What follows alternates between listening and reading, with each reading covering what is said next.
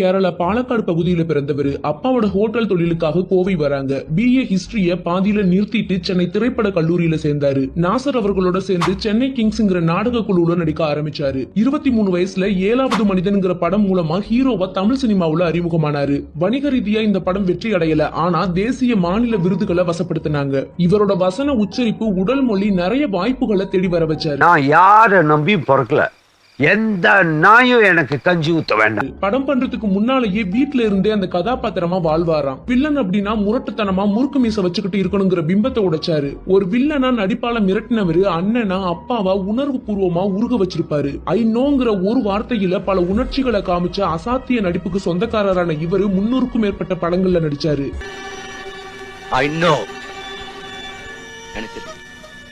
ஒரு இசையமைப்பாளராகவும் இருந்திருக்காரு.